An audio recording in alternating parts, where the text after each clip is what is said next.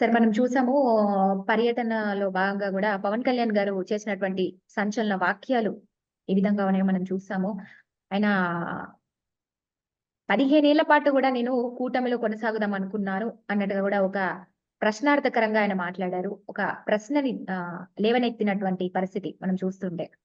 అంటూ ఆయన మాట్లాడుతున్నారు. అదేవిధంగా ఆహ్, అధికారులు అందుకు సహకరించట్లేదు అంటూ గూడా ఆయన వ్యాఖ్యానించారు. ఎట్లా చూడొచ్చు? అంటే కూటమి చీలిపోబోతుందంటారా? అసలేం జరగబోతోంది? ఆయన కొనసాగే అవకాశం ఉందంటారా కూటమిలో? అంటే భాను మొదటి నుంచి కూడా పవన్ కళ్యాణ్ కొంచెం హీరోయిక్ రాజకీయం చేస్తున్నాడు. అంటే మొన్నటి కూటమి గెలిచిన తర్వాత కొంచెం పరిణతి వచ్చింది అనుకుంటున్నాం కానీ పరిణతి కంటే ఒక్కోసారి చిన్న పిల్లల్లా వ్యవహరిస్తున్నారా అని అనిపిస్తుంటది. ఎందుకంటే మనం చాలా వీడియోలు చేశాను కనుక అంటే హ్మ్. వరుసగా చూద్దాం. నిన్నటి వాటి పీఠాపురం వ్యాఖ్యలు ఒకవైపు చేస్తే పీఠాపురం వ్యాఖ్యలలో కొంచెం తీవ్రత ఎక్కువ ఉన్నాయి నిన్న మనం చేసిన దానికంటే కూడా. ఎందుకంటే ఆ కూటమి గురించి మాట్లాడింది మొట్టమొదటిసారి. అంతకుముందు కూటమిలో 15 నెలలు ఉందాం అనుకున్న మాట ఇది కొత్తది కనుక ఇంకా అవును. తీవ్రంగా మనం పరిగణించాలి. ఎట్లా అంటే హ్మ్. ఇవాళ కాదు. మొదలు నా ఉద్దేశం ఏంటంటే కూటమి గెలుపులో ఫస్ట్ మంగళగిరి పార్టీ ఆఫీస్ లో తన కార్యకర్తలతో మాట్లాడుతూ ఇది చాలా పెద్ద బాధ్యత, బరువు బాధ్యత మనకు ఉన్నది. గెలుస్తున్నాం. అంటే స్ట్రైక్ రేట్ 100% స్ట్రైక్ రేట్ వచ్చేస్తుంది అప్పటికే అనుకుంటూ హ్మ్. చాలా పెద్ద బాధ్యత. కిరీటం పెట్టుకున్నాం. ముళ్ళ కిరీటం ఇది. చాలా తొందరపడద్దు. చాలా ఓపికతో ఉండాలని ఒక మంచి మాటలు మాట్లాడి దాన్ని అభినందించారు. ఎప్పుడు జూన్ 4 నాడు మన రిజల్ట్స్ వస్తున్నప్పుడు మనం చూసాం హ్మ్. అప్పుడు. ఇది అవును. మేలో ఎలక్షన్ అయింది, జూన్ లో వచ్చింది.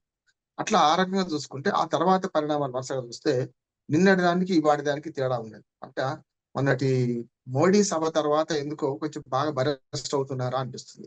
ఇటు హ్మ్. విశాఖపట్నం మోడీ సభలో ఆ చంద్రబాబు నాయుడును మోడీ పొగడ్డం, మోడీని చంద్రబాబు నాయుడు ఆకాశానికి ఎత్తడం ఇవి చూసిన తర్వాత తన పాత్ర జీరో అవుతుందేమో అని ఒక ఇన్ఫాక్టీ కాంప్లెక్స్ లో పడ్డాడా అనిపిస్తుంది నాకు కూడా. ఎందుకంటే మొన్నటిదాకా మాట్లాడింది వేరు. ఉదాహరణకు అంతకుముందు చూద్దాం ఒకసారి. అంటే హ్మ్. మన హోమ్ మినిస్టర్ మన భానుశ్రీ ఆమెను హోమ్ మినిస్టర్ ని మా అనితను చాలా పెద్ద ఎత్తున డ్యామేజ్ చేసిండు. ఆనాడేది మీరు ఆ హోమ్ మినిస్టర్ మీరు ఉంటారా, నన్ను తీసుకోమంటారా అనే మాట మాట్లాడండి. అంటే ముఖ్యమంత్రి కూడా అట్లా ఇప్పుడు మాట్లాడు. తన మంత్రివర్గంలో ఉన్న ఒక మంత్రి గురించి, ఒక ఎస్సీ మంత్రి గురించి తాను శాంతి భద్రతల విషయంలో విఫలమవుతున్నారు, పోలీసులు విఫలమవుతున్నారు అనే మాట మాట్లాడుతూ నన్ను తీసుకోమంటారా, హోంశాఖ నేనే తీసుకుంటే తాట తీస్తాను అనే మాట మాట్లాడాడు. అసలు ఎవరికి వార్నింగ్ అని ఆనాడే మనం చేసినాం. ఎవరికి వార్నింగ్ అంటే చంద్రబాబు నాయుడుకి వార్నింగ్ ఒక రకంగా చెప్పానంటే. ఒక ముఖ్యమంత్రి కూడా అట్లా మాట్లాడిన మాటలు మాట్లాడిండు. నిన్నటికి హ్మ్. వస్తే చూడండి, నిన్న తిరుపతిలో ఏది నిన్న తొక్కిసలాట సంఘటనలో చూసుకుంటే ఆ జీపుకు మన వెహికల్ కు ఒరిగి కారుకు ఒరిగి ఒక అహంకారంతో అంటే ఏది పడితే అది నాకు చెల్లుతుంది, ఉప ముఖ్యమంత్రిని అని మాట్లాడితే ఉప ముఖ్యమంత్రిని అంటున్నాడు ఆయన. ఎవరి వారు హ్మ్. చెప్పుకోరు అట్లా. గతంలో కూడా అంతే. నేను ఉప ముఖ్యమంత్రిని అయినా సరే నాకు గ్రామీణాభివృద్ధి శాఖ మాత్రమే ఇచ్చారు. కానీ హోమ్ మినిస్టర్ నేను తీసుకుంటే ఎట్లా ఉంటుందో తడాక చూపెడతా అని అప్పుడు ఎట్లా మాట్లాడిండో నిన్న కూడా క్షమాపణ కోరుతూ అంటే ఏదైనా కొంచెం ఆవేశం వస్తే కొంచెం అణుచుకోవాలి. కానీ నిన్న అధికారులందరినీ చెండాడేశాడు నిన్న. అదే పొరవడి కొనసాగిస్తూ ఇవాళ పిఠాపురం సాక్షిగా ఎవరో తన తన ప్రైవేట్ ఫంక్షన్ కి వచ్చిపోయారు వాళ్ళు. ఏది మొన్నటి ఏదైతే గేమ్ చేంజర్ అనేది ప్రైవేట్ ఫంక్షన్, అది ఓ ప్రైవేట్ సినిమా ఫంక్షన్. దానికి వచ్చిపోతుంటే వాళ్ళు చనిపోయారు ఇద్దరు. సరే హ్మ్. సంయమనం పాటించాలన్నాడు, మంచి ఇంటికి పోవాలన్నాడు, అన్ని చెప్పిండు. రెచ్చగొట్టింది ఆయనే, సమాధానం పరిచింది ఆయనే కదా మొన్నటి గేమ్ చేంజర్ సినిమా ఫంక్షన్ లో. మొదలేమో మీరు ఇంటే ఇళ్లలో సరిగ్గా పోండి అనేమో, తర్వాత సమాధాన పరిచిండు. రెచ్చగొట్టింది ఏంది, సైలెన్సర్లు పీకేసి యూత్ ఎట్లా ఉండాలి, మనం చాలా ఉత్సాహంతో ఉండాలి, మీకు ఇప్పుడు పనేం లేదు అనుకుంటే ఉద్యోగాలు లేట్ అవుతాయి అంటే అన్ని ఏది నోటికొస్తే అది మాట్లాడేసి కలగబోలం చేసేసి చనిపోతే ఇప్పుడు పీఠాపురం రోడ్ల గురించి పోయి వాళ్ళు చూసుకుంటూ చివరికి భరత్ షైన్ అంటున్నాడు. దీనికి ప్రధానమైన కారణం నేను ఏమంటున్నా అంటే ఈ 3-4 రోజుల్లోనే ఇది మనం మోడీ 8 నాడు వచ్చాడు. ఇవాళ మనం 10వ తారీఖు మాట్లాడుకుంటాం. 2 రోజులే మన సాయంత్రానికి చూసుకుంటే హ్మ్. చంద్రబాబు నాయుడు మోడీ బంధం గట్టిగా అవుతుందేమో, నేను మధ్యన ఆటలో అరటి పండ్లాగా మిగిలిపోతానేమో అనే ఒక భయము, ఒక అభద్రతా భావంతోని మాట్లాడాడని నేను అనుకుంటున్నాను. హ్మ్. అదే విధంగా టీటీడీ చైర్మన్ అయినటువంటి ఈవో కూడా క్షమాపణ చెప్పాల్సిందే అంటూ కూడా ఆయన డిమాండ్ చేస్తున్నారు ఈరోజు. ఏదైతే నేనొక ఉప ముఖ్యమంత్రిగా ఉండి కూడా నేను క్షమాపణ చెప్పాను. మీకెందుకు నామోషీ? మీరు ఖచ్చితంగా క్షమాపణ చెప్పి తీరాల్సిందే గూడా అని కూడా అంటున్నారాయన. ఏం జరగబోతుందసలు? అంటే అక్కడికి ఆగలే. భాను నిన్న నిన్న మొదలుపెట్టిందేమో టీటీడీ ఈఓ, జాయింట్ ఈఓ ఇద్దరు చెప్పారని అక్కడ అన్నాడు. ఇప్పుడు అవును. ఇక్కడ పీఠాపురంకి వచ్చేమంటున్నాడంటే ఇంక్లూడింగ్ హ్మ్. చైర్మన్, మెంబర్లు కూడా చెప్పాలంటున్నాడు. అధికారులందరూ అంటే కూడా క్షమాపణ టీటీడీ చెప్పి చైర్మన్ తీరాలంటున్నారు. ఎందుకు నామూషి పడుతున్నారు అధికారులే అంటున్నారు కాదు, ఆయన. అధికారులే కాకుండా అధికారులు తిట్టుకుంటూనే అధికారులతో పాటు నిన్ననే అధికారుల మాత్రమే పరిమితమైంది. వాళ్ళు పీఠాపురం ఏమన్నారంటే హ్మ్. అధికారులతో పాటు మన నాయుడు గారు ఉన్నారుగా, చైర్మన్ చేయమంటున్నాడు, చైర్మన్ చెప్పమంటున్నాడు. అవును. చైర్మన్ సభ్యులు కూడా మీకేం హ్మ్. నామోషి వచ్చింది అంటున్నారు. అంటే ఇప్పుడు రాజకీయ నాయకత్వం వైపు వచ్చిండు. అంటే ఇది ఎక్కడికి పోతుంది అంటే మెల్లమెల్లగా హ్మ్. అధికారం నుంచి చైర్మన్ రాజకీయ నాయకత్వానికి వచ్చింది. ఈ చంద్రబాబు నాయుడు ఎందుకు ఎప్పుడు చెప్పడమే కదా. డిప్యూటీ చీఫ్ మినిస్టర్ గా నేను క్షమాపణ చెప్పాను. మీరెందుకు చెప్పారని అధికారులకు రాజకీయ నాయకులకు అంటే చైర్మన్ టీటీడీ చైర్మన్ సుప్రీం కదా అక్కడ అయితే ఆయన ఛాలెంజ్ విసురుతున్నారు. అంటే ఇక తర్వాత మిగిలింది ఎవరిగా మంత్రులు అట్లానే మనకు ముఖ్యమంత్రి కదా ఆ తర్వాత మిగిలింది అయితే. అందుకని హ్మ్. కొంచెం మాట్లాడేటప్పుడు ఎప్పుడైనా ఒక బాధ్యత గల పదవిలో ఉన్నారు, మాట్లాడేటప్పుడు ఆలోచించి మాట్లాడాలి. ఆలోచిస్తే ఇట్లాగే ఉంటాయి. రెండోది కూడా ఏమంటారంటే మాట్లాడితే నేను డిప్యూటీ చీఫ్ మినిస్టర్ అని 10 సార్లు చెప్పుకోవాల్సిన అవసరం లేదు. అధికారులు కూడా ఎందుకు పెట్టారంటే ఆయన హ్మ్. అత్యుత్సాహము ఒక రాజకీయ నాయకుడిగా కాకుండా ఒక హీరో లాగా, సినిమా హీరో లాగా ఏక్ దిన్ కా సుల్తాన్ అంటారు కదా. ఒకరోజు ముఖ్యమంత్రి అయితే ఎట్లా మాట్లాడుతున్నాడు అట్లా మాట్లాడుతున్నాడు. ఇది ఒకటే కాదు, అంతెందుకు మొన్నటి కాకినాడ రేవ్ కాడని మనం ఒకటి చేసినాం. కాకినాడ రేవ్ లో కూడా ఏం చేసిండు ఆయన, షీఈస్ ద షిప్ అన్నాడు. ఏది ఒక హీరో లాగా అయిందా? అవును. హ్యాపీ అంతే. అంటే ఆయనకు అధికారం లేని మాట మాట్లాడుతున్నాడు. ఆయన కూడా ఒక మాట ఇప్పటికి చెప్తున్నాను, డిప్యూటీ చీఫ్ మినిస్టర్ అని రాజ్యాంగబద్ధమైన పదవి కాదు. కేవలం మంత్రివర్గంలో ఆయన ఒక మంత్రి మాత్రమే. మంత్రుల్లో డిప్యూటీ చీఫ్ మినిస్టర్ అనేది ఒక పాట పాడుతున్నాం కానీ ఎక్కడ కూడా డిప్యూటీ ప్రైమ్ మినిస్టర్ కానీ డిప్యూటీ చీఫ్ మినిస్టర్ గానికి ఎక్కడ ప్రివిలేజ్ లేదు. ఎలాంటి మన ప్రోటోకాల్ నిబంధనలు లేవు.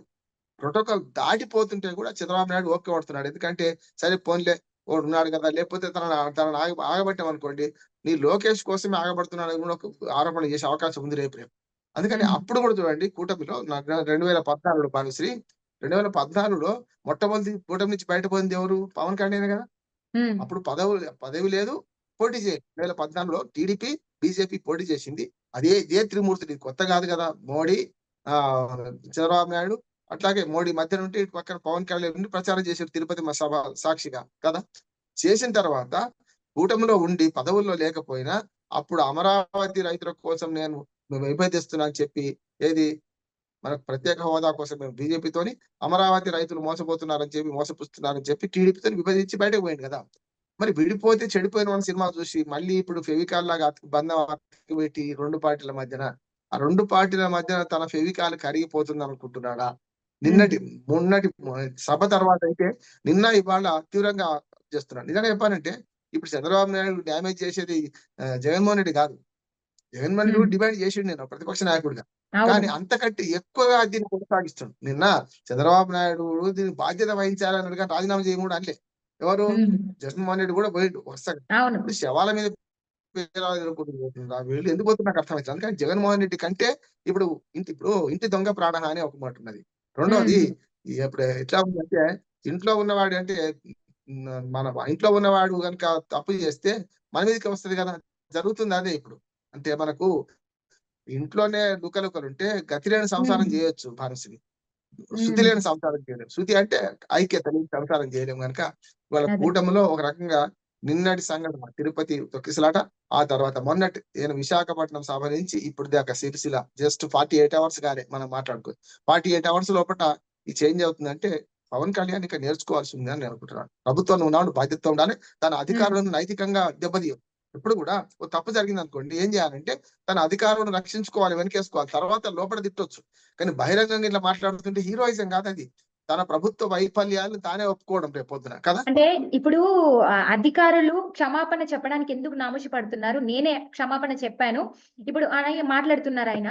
అదేవిధంగా 15 ఏళ్ల పాటు గూడా కొనసాగాలనుకున్నాను కూటమిలో అన్నట్టు గూడా ఒక వ్యాఖ్యానించారు.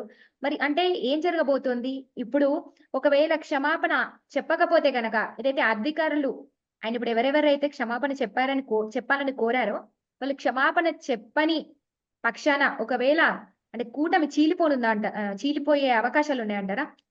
అంత తొందరగా ఏం కాదు గానీ, ఇప్పుడు హ్మ్. ఎప్పటికి సర్దుకుంటాడు. నేను ఆవేశంగా మాట్లాడినా వాళ్ళందరూ గూడా నాకు ఆ ఏడుపులు, పెడబొబ్బలు చూసిన తర్వాత వాళ్ళ ఆవేదన అర్థం చేసుకొని నేను చాలా భావోద్వేగానికి గురైనా అని చెప్తాను. రాజకీయాల్లో ఏదైనా సాధ్యం కావచ్చు. ఏదైనా కావచ్చు. వెంటనే రేపటికి రేపు కూటమి ఇసుకపోతే అనుకోండి. కూటమి హ్మ్. గురించి మొట్టమొదటిసారి మాట్లాడిండు. 15 ఏళ్ళు ఉందాం అనుకుంటున్నాను అంటే అనుకున్నాను అంటే అంటే ఒక ఉండనన్నట్టే కదా. చూసే వాళ్ళకి, విన్న వాళ్ళకి ఒక ప్రశ్నార్థకరం అది. అంటే ఉన్నాను, అనుకున్నాను అని మాట్లాడుతున్నారు ఆయన. అంటే ఇప్పుడు ఆయన ఆలోచన విధానం ఏ విధంగా ఉందంటారు? అది చెప్తున్నా కదమ్మా. అనుకున్నాను అంటే అదే మోసపోయిన ఉన్నాను అన్నట్టే కదా! అంటే హ్మ్. దాని హ్మ్. అర్థం అదే కదా! అందుకనే అవును. ఇప్పుడు రెండోది గూడా క్యాబినెట్ సమిష్టి బాధ్యత అమ్మా. ఏదైనా గూడా క్యాబినెట్‌లో తాను గూడా ఒక్కడే.